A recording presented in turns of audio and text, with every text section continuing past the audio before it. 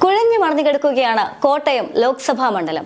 ഒരർത്ഥത്തിൽ ആകാംക്ഷയേക്കാൾ ഏറെയുപരി കൗതുകം നിറഞ്ഞു നിൽക്കുകയാണ്. കാരണം ഒരു തണ്ടിലെ രണ്ടിലകൾ തമ്മിൽ കൊമ്പ് കോർക്കുകയാണ്. മാത്രമല്ല, രാഷ്ട്രീയത്തെക്കാൾ ഏറെയുപരി ജനങ്ങൾക്കിടയിൽ അത്ര കണ്ട് തന്നെ സ്വാധീനമുള്ള രണ്ട് നേതാക്കൾ തമ്മിൽ കൊമ്പ് കോർക്കുകയാണ്. മാത്രമല്ല, കൗതുകം ഇനിയുമുണ്ട്.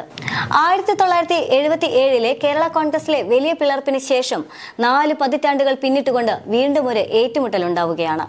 കഴിഞ്ഞ തവണ UDF സ്ഥാനാർത്ഥിയായി മത്സരിച്ചിരുന്ന ചാഴിക്കാടൻ, അതായത് തോമസ് ചാഴിക്കാടനാണ് ഇത്തവണ LDFന്റെ സ്ഥാനാർത്ഥിയായി മത്സരിക്കുന്നത്. എന്നാൽ അതേസമയം തന്നെ ജനാധിപത്യ കോൺഗ്രസിന്റെ ഭാഗമായി LDFന്റെ പ്രതിനിധിയായി മത്സരിച്ച ഫ്രാൻസിസ് ജോർജാണ് ഇത്തവണ UDFന്റെ സ്ഥാനാർത്ഥിയാകുന്നത്. മാത്രമല്ല, 2019 NDAക്ക് വേണ്ടി മത്സരിച്ച PC തോമസ് ആണ് ഇക്കുറി UDFനൊപ്പം ചേർന്നിരിക്കുന്നത്. യഥാർത്ഥത്തിൽ കോട്ടയത്തെ സംബന്ധിച്ചിടത്തോളം നിയമസഭയാണെങ്കിലും ലോക്സഭയാണെങ്കിലും കുഴഞ്ഞു മറിഞ്ഞു കിടക്കുക തന്നെയാണ്. ഇനി പ്രബലരായ ആ രണ്ട് വ്യക്തികളെ പരിചയപ്പെടാം. ഇത്തവണ UDFന്റെ തട്ടകത്തിൽ കളത്തിലിറങ്ങുന്നത് ഫ്രാൻസിസ് ജോർജ് ആണ്. ഫ്രാൻസിസ് ജോർജിനെ സംബന്ധിച്ചിടത്തോളം അദ്ദേഹം കേരള കോൺഗ്രസിന്റെ സ്ഥാപക ചെയർമാനായ KM ജോർജിന്റെ മകൻ എന്ന ഒരു പ്രത്യേകത കൂടിയുണ്ട്. 1999 2004 ഇടുക്കിയിൽ നിന്നുള്ള ലോക്സഭാ അംഗം കൂടിയാണ് അദ്ദേഹം. ഇടുക്കിയിലെ മുൻ MP-യും കേരള കോൺഗ്രസ് ഡെപ്യൂട്ടി ചെയർമാനുമാണ് അദ്ദേഹം. എന്നാൽ അതേസമയം തന്നെ തോമസ് ചാഴിക്കാടനെ സംബന്ധിച്ചിടത്തോളം കഴിഞ്ഞ തെരഞ്ഞെടുപ്പിൽ UDFന്റെ സ്ഥാനാർത്ഥിയായി മത്സരിച്ചു.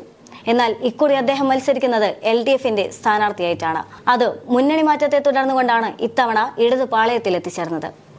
കഴിഞ്ഞ തെരഞ്ഞെടുപ്പിൽ VN വാസവനെ അദ്ദേഹം തോൽപ്പിച്ചിരുന്നു. Kerala Congress M vice chairman കൂടിയാണ് അദ്ദേഹം. ഇനി എങ്ങനെയാണ് ഈ തെരഞ്ഞെടുപ്പ് ഇരു മുന്നണികളെയും ബാധിക്കുന്നത് എന്ന് നോക്കാം. പ്രത്യേകിച്ചും ജോസ് കെ മാണിയെ സംബന്ധിച്ചിടത്തോളം അദ്ദേഹം ഇപ്പോൾ LDFന് ഒപ്പം തന്നെയാണ്. അതുകൊണ്ട് തന്നെ ഈ ഒരു മുന്നണി മാറ്റത്തെ തുടർന്ന് അദ്ദേഹത്തിന് ജയിച്ചേ തീരൂ എന്നുള്ളത് അസ്തിത്വത്തിന്റെ കൂടി പ്രശ്നമാണ്. കാരണം കേരള കോൺഗ്രസിന് വലിയ സ്വാധീനമുള്ള ഒരു സ്ഥലം തന്നെയാണ്, അല്ലെങ്കിൽ ഒരു മണ്ഡലം തന്നെയാണ് യഥാർത്ഥത്തിൽ കോട്ടയം എന്ന് പറയുന്നത്. റബ്ബർ കർഷകരും അതുപോലെ തന്നെ ക്രൈസ്തവ വോട്ടുകളും ഏറെയുള്ള മണ്ഡലം. പലപ്പോഴും കോൺഗ്രസിന് തന്നെയാണ് കോട്ടയത്ത് മുൻതൂക്കം വരുന്നത്. പക്ഷേ അതേസമയം കേരള കോൺഗ്രസ് M ഇപ്പോൾ LDFന് ഒപ്പം നിൽക്കുമ്പോൾ LDFനും പ്രതീക്ഷകളേറെയാണ്. കേരള കോൺഗ്രസ് M LDFിൽ ചേർന്നതിന് ശേഷം തങ്ങളുടെ അസ്തിത്വം തെളിയിക്കേണ്ട വലിയ ഒരു ബാധ്യത കൂടി ഇപ്പോൾ ജോസ് കെ മാണിക്ക് വന്നിരിക്കുകയാണ്. എന്നാൽ അതേസമയം തന്നെ LDFനെ സംബന്ധിച്ചിടത്തോളം തങ്ങളുടെ കൂടെ കൂട്ടിയവർക്കുള്ള വലിയ പിന്തുണ നൽകുകയും അവർക്ക് ഇതുവരെ ലഭിച്ച വിജയം വീണ്ടും കരസ്ഥമാക്കി കൊടുക്കുക എന്ന് പറയുന്ന വലിയൊരു ബാധ്യത കൂടി LDFനും വന്നിരിക്കുകയാണ്. എന്നാൽ അതേസമയം തന്നെ ജോസ് കെ മാണിക്കെതിരെ പലതരത്തിലുള്ള വിമർശനങ്ങളും ഉയരുന്നുണ്ട്. അദ്ദേഹം അധികാരത്തിന് വേണ്ടി അവസരവാദ രാഷ്ട്രീയമാണെന്ന് കളിക്കുന്നതെന്നും നാട്ടുകാർ ആരോപിച്ചിരുന്നു. അതുപോലെ തന്നെ പലതരത്തിലുള്ള വിമർശനങ്ങളും അദ്ദേഹത്തിനെതിരെ ഉണ്ടായിരുന്നു. മാത്രമല്ല, കഴിഞ്ഞ തവണ പിണറായി വിജയൻ കോട്ടയത്ത് വെച്ച് തോമസ് ചാഴിക്കാടനെ പരിഹസിച്ചുകൊണ്ട്, അല്ലെങ്കിൽ അദ്ദേഹത്തിന്റെ വാക്കുകൾക്ക് യാതൊരു തരത്തിലുള്ള വിലയും നൽകാതെ നടത്തിയ പ്രസംഗത്തിൽ ഒരക്ഷരം പോലും മിണ്ടാൻ ജോസ് കെ മാണിയോ അല്ലെങ്കിൽ അദ്ദേഹത്തിന്റെ പാർട്ടിയോ പോലും തയ്യാറായില്ല എന്നുള്ളതും, നട്ടെല്ലില്ലാത്ത ഒരു പാർട്ടി നേതാവെന്നും നട്ടെല്ലില്ലാത്ത ഒരു പാർട്ടി എന്നും പറഞ്ഞുകൊണ്ടുള്ള അധിക്ഷേപത്തിന് പോലും അദ്ദേഹത്തിന് പാത്രമാകേണ്ടി വന്നിട്ടുണ്ട്. എന്നാൽ അതേസമയം തന്നെ കേരള കോൺഗ്രസിലെ മാണി ഗ്രൂപ്പ് LDFുമായി ലയിച്ച ശേഷം നടന്ന നിയമസഭാ തെരഞ്ഞെടുപ്പിൽ കേരള കോൺഗ്രസിലെ മാണി C കാപ്പൻ 15,000 വോട്ടുകൾ നേടിക്കൊണ്ടാണ് ജോസ് കെ മാണിയെ തോൽപ്പിച്ചത്. അത് യഥാർത്ഥത്തിൽ വലിയ ഒരു പരാജയ ഭീതി തന്നെ അവിടെ ഉണ്ടാക്കിയെന്നുള്ളത് യാഥാർത്ഥ്യമാണ്. അതുകൊണ്ട് തന്നെ ഇക്കുറി ആ പരാജയത്തെ മറികടക്കുക എന്ന് പറയുന്ന വലിയ ദൗത്യം കൂടി ഇത്തവണ ജോസ് കെ മാണിക്ക് ഉണ്ട് എന്നുള്ളതാണ്. എന്നാൽ അതേസമയം തന്നെ ഒട്ടും പ്രബലരല്ല ഇത്തവണ NDA എന്ന് തോന്നിപ്പിക്കുമെങ്കിലും NDAയെ സംബന്ധിച്ചിടത്തോളം കൃത്യമായ രാഷ്ട്രീയ അജണ്ട കോട്ടയത്തുണ്ട് എന്ന് തന്നെ വേണം കരുതാനായിട്ട്. അതായത് ഒരർത്ഥത്തിൽ വിജയിച്ചു വരിക എന്ന് പറയുന്നത് അല്പം ബുദ്ധിമുട്ടുള്ള കാര്യം തന്നെയായിരിക്കാം. പക്ഷേ ഒരു വോട്ടിന്റെ ഏകീകരണം അല്ലെങ്കിൽ വോട്ടിന്റെ ശേഖരണം യഥാർത്ഥത്തിൽ NDA ലക്ഷ്യമിടുന്നുണ്ട് എന്നുള്ളത് തന്നെയാണ് യാഥാർത്ഥ്യം.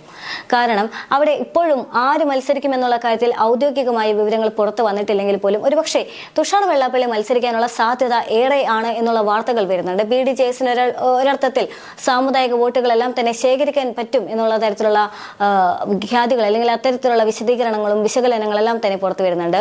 ഒരർത്ഥത്തിലും LDFനെ ആണെങ്കിലും UDFനെ ആണെങ്കിലും NDA ആണെങ്കിലും പോലും മാറ്റി നിർത്തിക്കൊണ്ട് കോട്ടയത്തിന്റെ ചരിത്രം എഴുതാൻ സാധിക്കില്ല എന്നുള്ളതാണ് ഇക്കുറി അവിടുത്തെ ഏറ്റവും വലിയ സവിശേഷത എന്ന് പറയുന്നത്. NDAയെ സംബന്ധിച്ചിടത്തോളം കൃത്യമായ രാഷ്ട്രീയ അജണ്ട തന്നെ നടപ്പിലാക്കാനുള്ള സാധ്യത ഏറെയാണ്. ഇനി എന്താണ് യഥാർത്ഥത്തിൽ കോട്ടയം ലോക്സഭാ മണ്ഡലത്തിന്റെ സവിശേഷത എന്ന് പരിശോധിക്കുമ്പോൾ 7 നിയോജക മണ്ഡലങ്ങൾ ചേർന്നതാണ് ഈ കോട്ടയം ലോക്സഭാ മണ്ഡലമെന്ന് മനസ്സിലാക്കാൻ സാധിക്കും.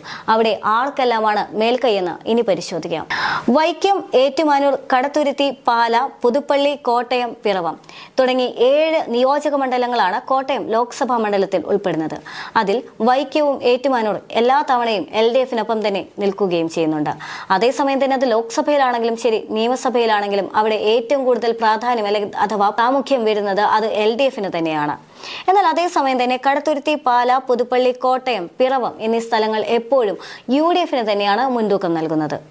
മാത്രമല്ല, കോട്ടയത്തെ എപ്പോഴും വിശേഷിപ്പിക്കുന്നത് അത് UDF-ന്റെ പൊന്നാപുരം കോട്ട എന്നുകൂടിയാണ്. കോട്ടയത്തെ ചരിത്രവും രാഷ്ട്രീയവും മാറ്റി നിർത്തി കഴിഞ്ഞാൽ എന്തായിരിക്കാം ജനവിധി എന്നുള്ള ചോദ്യമുണ്ട്. എന്തായിരിക്കാം ജനവിധി എന്ന ചോദ്യം ഉയരുമ്പോൾ തന്നെ ഏറെ പ്രസക്തമാണ് എങ്ങനെയാണ് ഈ പിളർപ്പ് ഈ ജനവിധിയെ ബാധിക്കുന്നത് എന്നുള്ളത്. എങ്ങനെയെല്ലാമാണ് ഇരു നേതാക്കൾക്കും അല്ലെങ്കിൽ ഇരു സ്ഥാനാർത്ഥികൾക്കുമുള്ള സ്വാധീനമെന്ന്. യഥാർത്ഥത്തിൽ തോമസ് ചാഴിക്കാടിനെ സംബന്ധിച്ചിടത്തോളം അദ്ദേഹത്തിന് വളരെ വലിയ ഒരു സ്വാധീനം ജനങ്ങൾക്കിടയിലുണ്ട്. കൃത്യമായി തന്നെ MLA ഫണ്ടും MP ഫണ്ടും വിനിയോഗിക്കുന്ന ഒരു വ്യക്തി കൂടിയാണ് അദ്ദേഹം എന്നുള്ള ഒരു ബഹുമതി കൂടി അദ്ദേഹത്തിനുണ്ട്. യഥാർത്ഥത്തിൽ അദ്ദേഹം ഒരു നല്ല നേതാവ് കൂടിയാണെന്നും ജനങ്ങൾ സമ്മതിച്ചും തരുന്നുണ്ട്. പക്ഷെ അതേസമയം തന്നെ എന്നാൽ ഫ്രാൻസിസ് ജോർജിലേക്ക് വരുമ്പോൾ അദ്ദേഹത്തിനും സ്വാധീനം ഏറെ കൂടുതലാണ്. അതായത് ഈ 2 വ്യക്തികളെയും ജനങ്ങൾ കാണുന്നത് രാഷ്ട്രീയക്കാരായിട്ടല്ല എന്നുള്ളതാണ്. പക്ഷെ അതേസമയം തന്നെ മുന്നണി മാറ്റം വളരെ വലിയ രീതിയിൽ തന്നെ ബാധിക്കുന്നുണ്ട്. ഒരു പക്ഷേ തോമസ് ചാഴിക്കാടിനോ ഫ്രാൻസിസ് ജോർജോ നേരിട്ടെങ്കിൽ പോലും ഇരുവരുടെ മുന്നണിയോടുള്ള എതിർപ്പും ഇത്തവണ വോട്ടിനെ തന്നെ ബാധിക്കാനുള്ള സാധ്യത ഏറെയാണ്. എന്നാൽ അതേസമയം തന്നെ ഫ്രാൻസിസ് ജോർജിന്റെ തട്ടകം എന്ന് പറയുന്നത് ഇടുക്കിയാണ് എന്നുള്ളതും യഥാർത്ഥത്തിൽ ചാഴിക്കാടൻ മത്സരിക്കുന്നത് തന്റെ സ്വന്തം തട്ടകത്തിൽ തന്നെയാണ് എന്നുള്ളതും ചാഴിക്കാടന് സ്വീകാര്യത വർദ്ധിക്കാനുള്ള ഒരു സാധ്യതയുണ്ട്. എന്നാൽ അതേസമയം തന്നെ UDF-നുള്ള സ്വാധീനം അതും തള്ളിക്കളയാൻ സാധിക്കില്ല. എന്തു തന്നെയാണെങ്കിലും കുഴഞ്ഞു മറിഞ്ഞു കിടക്കുക തന്നെയാണ് കോട്ടയം ലോക്സഭാ മണ്ഡലം എന്നുള്ള കാര്യത്തിൽ തർക്കമില്ല. ഇനി BJP എന്തായിരിക്കും അവിടെ ഉപയോഗിക്കുന്ന രാഷ്ട്രീയ അജണ്ട എന്നുള്ള കാര്യത്തിൽ മാത്രമാണ് ഇനി സംശയങ്ങൾ നിൽക്കുന്നത്.